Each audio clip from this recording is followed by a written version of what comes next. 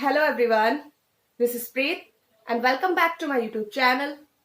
Students, last video में हम लोग बात कर रहे थे chapter number 3 metals and non metals और उसके हम देख रहे थे इन टेक्स्ट क्वेश्चंस और आज भी हम लोग इन टेक्स्ट क्वेश्चंस ही देखने जा रहे हैं। इन टेक्स्ट क्वेश्चंस के जिस पेज की हम लोग क्वेश्चन कर रहे थे उसका जो फर्स्ट क्वेश्चन है वो हमने कल देख लिया था, जिसमें हम लोगों को डिफाइन करना था मिनरल्स और एंड गैंग के बारे में। और हम लोग आज जो इस वीडियो में स्टार्ट करेंगे वो है उसी पेज का क्वेश्चन नंबर 2।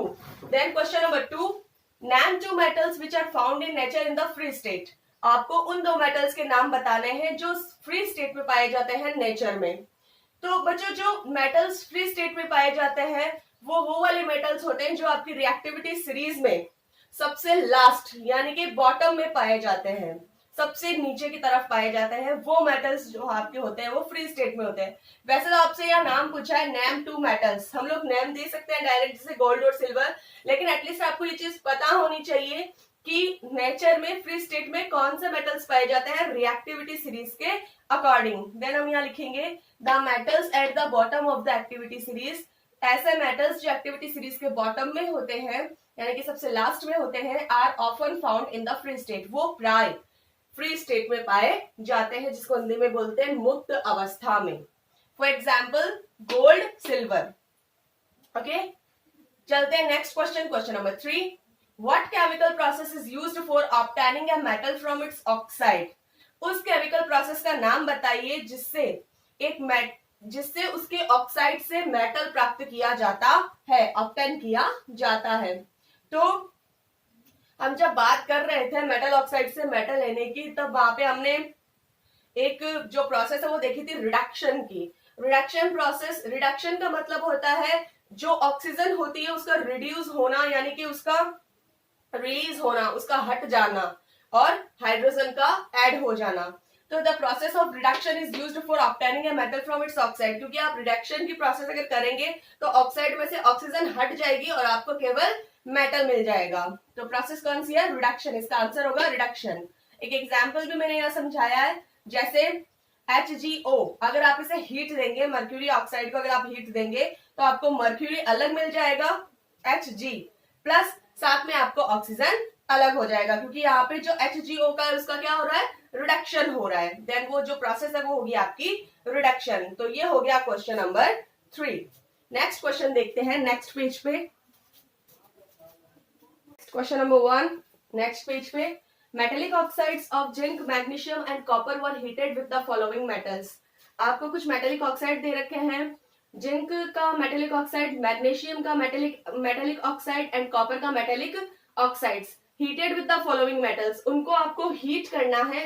आपको जो मेटल्स दे रखे हैं, आपको मेटल दे रखे हैं जिंक, मैग्नीशियम और कॉपर। इन तीनों मेटल्स को आपको जिंक ऑक्साइड, मैग्नीशियम ऑक्साइड और कॉपर ऑक्साइड के साथ में हीट करवाना है। देन आपको बताना है कि कौन सा मेटल किस टाइप की रिएक्शन करता है। उससे पहले मैंने यहाँ पे आपके हिंट के लिए आंसर में लिख रखा है, जो एक रिएक्टिविटी सीरीज जो होती है उसको लिख रखा है कि उनका ऑर्डर किस तरीके से होता है। जिंक, मैग्नीशियम एंड कॉपर, इन तीनों मेटल्स में से जो सबसे ज्यादा रिएक्टिव है वो है मैग्नीशियम। मैग्नीशियम के बाद में उससे कम रिएक्टिव है जिंक और उससे कम रिएक्टिव है कॉपर। तो यहाँ पे आप कह सकते हैं कि zinc is more reactive than copper and magnesium is more reactive then zinc. तो अगर आपको ये सीरीज पता होगी तो इसका आंसर आप अच्छे से दे सकते हैं। तो देखते हैं, देखिए आगे। तो अब आगे देखते हैं कि जो जिंक ऑक्साइड है, सबसे पहले बात करते हैं जिंक ऑक्साइड की। क्या जिंक ऑक्साइड को जिंक जो है वो डिस्प्लेस कर सकता है? तो जिंक ऑक्साइड को जिंक डिस्प्लेस नहीं कर सकता, क्योंकि जिंक ऑक्साइड में भी जिंक है और जिंक खुद भी जिंक है, तो जिंक खुद को ही डिस्प्लेस नहीं कर सकता है। तो यहाँ पे आप कर देंगे क्रॉस। देन आप बात करते हैं मैग्नीशियम की। क्या मैग्नीशियम जिंक ऑक्साइड को हीट करने के बाद में डिस्प्लेस कर सकता है? तो हाँ, बिल्कुल कर सकता है, क्योंकि magnesium is more reactive then zinc. Magnesium जो है वो जिंक से ज्यादा रिएक्टिव है, इसलिए मैग्नीशियम जिंक ऑक्साइड को डिस्प्लेस कर सकता है। यानी कि मैग्नीशियम जो है जिंक ऑक्साइड में से जिंक को डिस्प्लेस करके और खुद उसकी जगह ले सकता है। तो वहां पे आप कर सकते हैं डिस्प्लेसमेंट। देन आप बात करते हैं कॉपर की। तो कॉपर जो है वो जिंक से कम रिएक्टिव है, यानी कि zinc is more reactive than copper.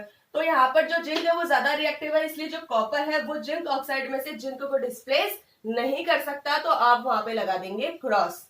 Next बात करते हैं मैग्नीशियम ऑक्साइड की। तो मैग्नीशियम ऑक्साइड की अगर बात करें तो मैग्नीशियम ऑक्साइड में है मैग्नीशियम, तो मैग्नीशियम और हमें जो प्रोसेस करवानी है वो हमें करवानी है जिंक के साथ में। तो मैग्नीशियम जो है वो जिंक से ज्यादा रिएक्टिव है, इसलिए जिंक मैग्नीशियम ऑक्साइड में से मैग्नीशियम को डिस्प्लेस नहीं कर सकता। नेक्स्ट है मैग्नीशियम, तो मैग्नीशियम ऑक्साइड में से मैग्नीशियम खुद को डिस्प्लेस नहीं कर सकता। नेक्स्ट कॉपर, मैग्नीशियम यहाँ पे बच्चों तीनों में से सबसे ज्यादा रिएक्टिव है, तो मैग्नीशियम को कोई भी डिस्प्लेस नहीं कर सकता। तो जो ये आपकी सेकंड जो टॉपिक है, ये जो मैग्नीशियम ऑक्साइड, ये जो सेकंड लाइन है उसमें सारों में ही आपको लगा देना है क्रॉस, क्योंकि जो मैग्नीशियम है वो सबसे ज्यादा यहाँ पर रिएक्टिव है। नेक्स्ट बात करते हैं कॉपर ऑक्साइड की। तो कॉपर ऑक्साइड में आप यहाँ देखेंगे कि कॉपर ऑक्साइड जो है वो सबसे ही कम रिएक्टिव है, तो उसको जिंक भी डिस्प्लेस कर सकता है और मैग्नीशियम भी कर सकता है, खाली उसको कॉपर डिस्प्लेस नहीं कर सकता। तो यहाँ पे जब आप जिंक से रिएक्शन करवाएंगे कॉपर ऑक्साइड की, तो वो कॉपर ऑक्साइड में से कॉपर को डिस्प्लेस कर देगा और खुद उसकी जगह पे आ जाएगा। मैग्नीशियम के साथ में करवाएंगे तो मैग्नीशियम यहाँ पर कॉपर ऑक्साइड में से कॉपर को डिस्प्लेस कर देगा और खुद आ जाएगा, और कॉपर ऑक्साइड को डिस्प्लेस नहीं कर सकता। देन यहाँ पे सिर्फ डिस्प्लेसमेंट आएगा एक तो जिंक ऑक्साइड वाली लाइन में मैग्नीशियम में, और एक कॉपर ऑक्साइड के अंदर जिंक और मैग्नीशियम पे। तो ये सारा खेल जो था वो बच्चों वो रिएक्टिविटी सीरीज के ऊपर था। तो टोटली जो है वो आपको क्या करना है, यहाँ पे आपको रिएक्टिविटी सीरीज का ऑर्डर बिल्कुल ही सही पता होना चाहिए कि सबसे ज्यादा रिएक्टिव कौन है, देन उससे कम, क्योंकि अगर आपको ये चीजें पता होगी तभी आप क्या कर पाएंगे, ऐसे क्वेश्चंस को सॉल्व कर पाएंगे। क्योंकि आपको एग्जाम में अगर ऐसे क्वेश्चन आ गए तो आपको मान लीजिए अगर कोई रिएक्शन कोई इक्वेशन भी आ गई तो आपको पता होना चाहिए कि ये इससे ज्यादा रिएक्टिव है, देन ये इसे डिस्प्लेस कर सकता है। तो चलते हैं नेक्स्ट क्वेश्चन पे। नेक्स्ट देखते हैं question number 2, which metals do not corrode easily. कौन से ऐसे मेटल्स हैं जो आसानी से कॉरोड नहीं होते हैं। कॉरोजन क्या होता है, कॉरोजन होता है ऐसी प्रोसेस जिसके अंदर अगर कोई सब्सटेंस या कोई मेटल ज्यादा लंबे समय तक मॉइस्चर या मॉइस्ट एयर के कांटेक्ट में आ जाता है इन ए लॉन्ग पीरियड, एक लंबे समय तक, तो वो जो सब्सटेंस है या जो मेटल है वो कॉरोड हो जाता है, उस प्रोसेस को कॉरोजन बोलते हैं। तो यहाँ पे ऐसे कोई दो मेटल्स के नाम बताइए, दो नहीं सॉरी, यहाँ पे कोई मेटल्स बताइए जो कॉरोड आसानी से नहीं होते हैं। तो वो मेटल्स हैं गोल्ड, सिल्वर। गोल्ड और सिल्वर पे इजीली कॉरोड का जो है वो इफेक्ट नहीं पड़ता है। Next, what are alloys. An alloy is a homogeneous mixture, एक एलॉय होमोजीनियस मिक्सचर है ऑफ टू और मोर मेटल्स, दो या दो से ज्यादा मेटल्स का, या फिर ए मेटल और ए नॉन मेटल, या फिर एक मेटल और एक नॉन मेटल का। एक होमोजीनियस मिक्सचर है किन का मिक्सचर है, या तो दो मेटल्स का, मेटल प्लस मेटल, या फिर एक मेटल होता है एक नॉन मेटल होता है, उनको बोलते हैं एलॉयज। और ये जो एलॉयज है वो काम आते हैं प्रिवेंशन ऑफ कॉरोजन, कॉरोजन से बचाव के अंदर जो ये एलॉयज है वो काम आते हैं। तो ये आपके आज के चैप्टर के हो गए सारे के सारे इंटेक्स्ट क्वेश्चंस। नेक्स्ट जो ऑब्जेक्टिव क्वेश्चंस हैं दो तीन, उनको हम देखते हैं, एक्सरसाइज वाले क्वेश्चंस को देखते हैं नेक्स्ट पेज पे। नेक्स्ट एक्सरसाइज क्वेश्चंस हमने स्टार्ट किए हैं। Question number 1, which of the following parts will give displacement reactions. इन जो आपको चार ऑप्शन दे रखे हैं, option A, option B, option C, option D, इनमें से कौन से ऑप्शन का जो पार्ट्स है वो डिस्प्लेसमेंट रिएक्शन दे रहा है, देखते हैं। तो यहाँ पे हमने इतने सारे क्वेश्चन देखो बच्चों सॉल्व कर रखे हैं, क्योंकि ये जो क्वेश्चन है वो भी एक्टिविटी सीरीज के ऊपर ही है। और अभी थोड़ी सी देर पहले 5 मिनट पहले मैंने आपको बताया है कि डिस्प्लेसमेंट रिएक्शन पता होने के लिए आपको एक्टिविटी सीरीज का पता होना बहुत ही जरूरी है। देखिए आप ज्यादा से ज्यादा देखेंगे कि मोस्टली जो क्वेश्चन है वो इस सीरीज के ऊपर ही डिपेंड है। तो बच्चों आप इस सीरीज को बहुत ही अच्छे से देखना, ठीक है, और अच्छे से इसको दिमाग में फीड रखना। अब देखिए आपका जो ऑप्शन नंबर ए है, option number A, sodium chloride solution and copper metal. क्या कॉपर मेटल आपका जो है वो सोडियम क्लोराइड सॉल्यूशन को डिस्प्लेस कर सकता है। तो यहाँ पे पहले तो हमें ये दिमाग लगाना चाहिए कि जो NaCl सॉल्यूशन है उसमें मेटल क्या है, Na, सोडियम, और कॉपर मेटल का मेटल तो कॉपर है ही है। तो कॉपर सोडियम क्लोराइड के सॉल्यूशन को कैसे डिस्प्लेस करेगा बच्चों, क्योंकि जो सोडियम है वो तो बहुत ही हाई लेवल का है, जो आप कह सकते हैं कि सोडियम, पोटेशियम, कैल्शियम, ये जो मेटल्स है वो बहुत ही ऊपर, सबसे ऊपर आते हैं ये तो कॉपर तो बेचारा बहुत नीचे रह गया। उसकी कहाँ इतनी हिम्मत कि इन साहब को अपनी जगह से हटा दे, है ना। बस वही बात है, वो है मालिक साहब तो वो है और वो बेचारे हैं बहुत ही छोटी कैटेगरी वाले। देन यहाँ पे जो सोडियम क्लोराइड है उसमें से सोडियम को कॉपर हटा ही नहीं सकता है, डिस्प्लेस कर ही नहीं सकता है, क्योंकि सोडियम तो बहुत ज्यादा रिएक्टिव है। देन बात करते हैं ऑप्शन नंबर बी की, MgCl2 solution and aluminium metal.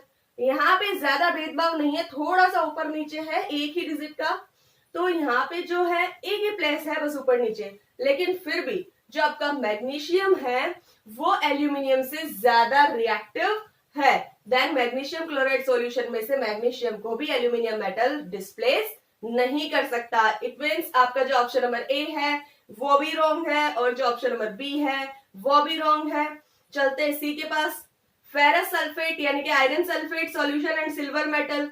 अब बेचारा जो सिल्वर है वो तो नाम से ही पता चल रहा है, जैसे आप सोडियम, पोटेशियम, कैल्शियम को पहचान जाते हो कि भाई साहब सबसे ऊपर आएंगे ये, तो उसी तरीके से जब आप देखते हैं गोल्ड को, सिल्वर को, प्लेटिनम को, लेड को, तो आपको पता होना चाहिए कि ये तो बेचारे सबसे नीचे आते हैं और सिल्वर और गोल्ड तो सबसे ही लास्ट में आते हैं। तो सिल्वर और गोल्ड तो किसी को डिस्प्लेस कर ही नहीं सकते, वो भी आयरन को। तो ये जो आपका ऑप्शन नंबर सी है वो भी क्या है, रॉन्ग है। देन अगर हम बात करें AgNO3 solution and copper metal की, तो यहाँ पे आपका जो सिल्वर है, अभी अपन ने बात की थी, तो सिल्वर तो बेचारा जो है वो सबसे लास्ट कैटेगरी में आता है। तो सिल्वर सॉल्यूशन में से सिल्वर को कॉपर के लिए डिस्प्लेस करना बहुत ही मामूली बात है, यानी कि जो आपका ऑप्शन नंबर डी है वो करेक्ट है, क्योंकि जो कॉपर है वो सिल्वर से ज्यादा क्या है, रिएक्टिव है। देन आपका जो कॉपर है वो सिल्वर नाइट्रेट सॉल्यूशन में से सिल्वर को डिस्प्लेस कर सकता है। इट मींस आपका जो आंसर सही है वो ऑप्शन नंबर डी बिल्कुल ही सही है।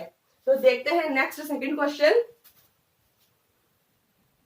नेक्स्ट देखते हैं क्वेश्चन नंबर 2, सॉरी यहाँ पे क्वेश्चन नंबर 2 आएगा। तो देखते हैं question number 2, Which of the following methods is suitable for preventing an iron frying pan from rusting? आपको मेथड्स दे रखे हैं किससे बचाव के लिए, आयरन फ्राइंग पैन है उसको रस्टिंग से आपको बचाना है। यानी कि अगर हम साधारण भाषा में बात करें बच्चों, तो एक लोहे का फ्राइंग पैन है जिसको क्या करना है, रस्ट यानी कि जंग लगने से हमें बचाना है, यानी कि लोहे की चीज को हमें जंग लगने से बचाना है। तो इनमें से कौन सा मेथड है वो ज्यादा सुटेबल होगा। Option number A, applying grease, क्या उसके ऊपर आप अप्लाई कर सकते हैं grease.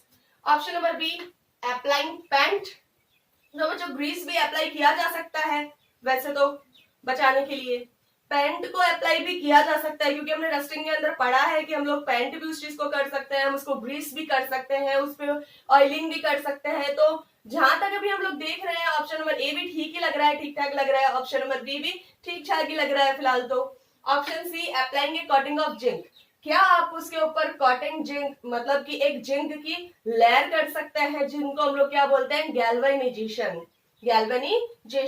Option number D, all of the above. Option number D, all of the above. तो क्या करें बच्चों, ऑप्शन नंबर डी सही करना है, टिक लगा दें कि चारों ही सही है।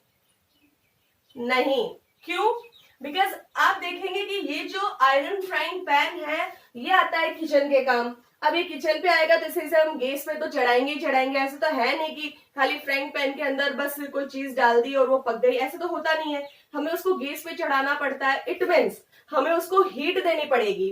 अब जैसे ही हम हीट देंगे तो जो आपने ग्रीस किया है वो उसका डिस्ट्रॉय हो जाएगा, उस पे से उतर जाएगा, हट जाएगा। उसके ऊपर अगर आप पेंट करेंगे तो वो भी क्या होगा, जब आप उसे हीट करेंगे, उसे गर्म करेंगे, तो वो पेंट भी हट जाएगा। तो इसके अंदर जो राइट आंसर होगा वो आपका होगा option number C, applying a coating of zinc, यानी कि गैल्वेनाइजेशन जो आपका होगा इसका राइट आंसर होगा। तो option number C is the correct answer. Next question देखते हैं, question number 3। Question number 3, an element reacts with oxygen to give a compound with a high melting point. एक एलिमेंट का नाम बताना है जो कि रिएक्ट करता है ऑक्सीजन के साथ में और एक कंपाउंड देता है जिसका बहुत ही ज्यादा हाई मेल्टिंग पॉइंट होता है। This compound is also soluble in water. और वो जो कंपाउंड है वो वाटर के अंदर भी सॉल्युबल होता है। यानी कि आपको उस एलिमेंट का नाम बताना है जो ऑक्सीजन से रिएक्ट करके कंपाउंड बनाता है और वो कंपाउंड वाटर के अंदर भी सॉल्युबल होता है। तो वो जो एलिमेंट है वो कौन सा है? तो यहाँ पे जो एलिमेंट है option number A calcium, option number B carbon, option number C silicon या ऑप्शन नंबर डी आयरन। तो यहाँ पे वो जो एलिमेंट है वो आपका होगा कैल्शियम, क्योंकि जो कैल्शियम है उसके ही तो आगे जाके रूप बनते हैं। जो ये चूना है उन सब में कैल्शियम ही तो होता है, और जो चूना है वो वाटर के अंदर क्या होता है? डिसॉल्व होता है। तो यहाँ पे जब आप कैल्शियम की रिएक्शन जो है वो ऑक्सीजन के साथ में करवाते हैं, तो कैल्शियम जब ऑक्सीजन से रिएक्ट करता है तो क्या बनाता है? कैल्शियम ऑक्साइड बनाता है। ठीक है, कैल्शियम ऑक्साइड मतलब चूना पत्थर। अब वो कैल्शियम ऑक्साइड जो है वो वाटर में डिसॉल्व होता है, क्योंकि जैसे ही आप चूने के अंदर पानी डालेंगे तो आप क्या करेंगे? चूना को बुझा देंगे, और बुझे हुए चूने का जो फॉर्मूला होता है वो होता है CaOH का whole twice, it means calcium hydroxide. यानी कि यहाँ पे जो आपका ऑप्शन नंबर ए है वही करेक्ट है, क्योंकि ऑप्शन नंबर ए में आपका है कैल्शियम, और जो कैल्शियम है उसकी रिएक्शन जब आप ऑक्सीजन से करवाते हैं तो आपको कैल्शियम ऑक्साइड मिलता है, जिसका मेल्टिंग पॉइंट हाई होता है। एंड उस कंपाउंड को जब आप वाटर के साथ में सॉल्युबल करते हैं, डिसॉल्व करते हैं, देन आपको क्या मिलता है? Calcium hydroxide. तो यहाँ पे आपका राइट आंसर होगा ऑप्शन नंबर ए। देखते हैं next question, question number 4। Number 4, food cans are coated with tin and not with zinc because. जो फूड कैन्स होते हैं बच्चों उनको टिन के साथ में कोटेड किया जाता है, ना कि जिंक के साथ में। इसका क्या रीजन है? Option number A, zinc is costlier then tin. क्या जो जिंक है वो ज्यादा कॉस्टली है बजाय टिन के?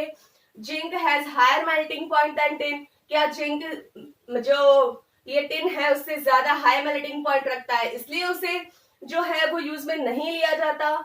Zinc is more reactive than tin. जो जिंक है वो टिन से ज्यादा रिएक्टिव है। And option number D, zinc is less reactive than tin, कि जो जिंक है वो टिन से ज्यादा कम रिएक्टिव है। तो option number A, zinc is costlier then tin, ये तो कोई रीजन ही नहीं बनता है।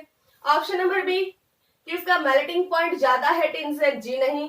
Option number C, zinc is more reactive than tin.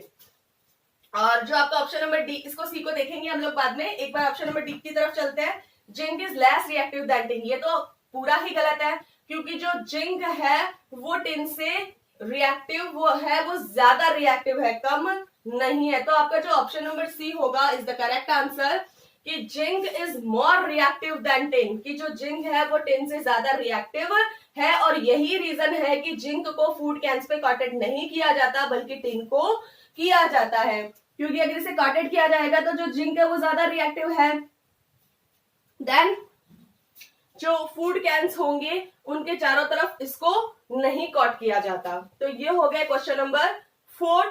तो आज के वीडियो में बस हम लोग इतना ही देखेंगे बच्चों। जो ऑब्जेक्टिव क्वेश्चन थे आपके 1st to 4 वो हमने आज इंडेक्स क्वेश्चन के साथ में ही देख लिए हैं। देन अब हम जो क्वेश्चन नंबर 5 करेंगे वो हम करेंगे अपने नेक्स्ट वीडियो में। तो आज के लिए बस इतना ही। अगर आप लोगों को मेरा वीडियो अच्छा लगा हो तो इसे ज्यादा से ज्यादा शेयर करें, लाइक करें, सब्सक्राइब करें एंड बेल आइकन प्रेस करना ना भूलें। Thank you.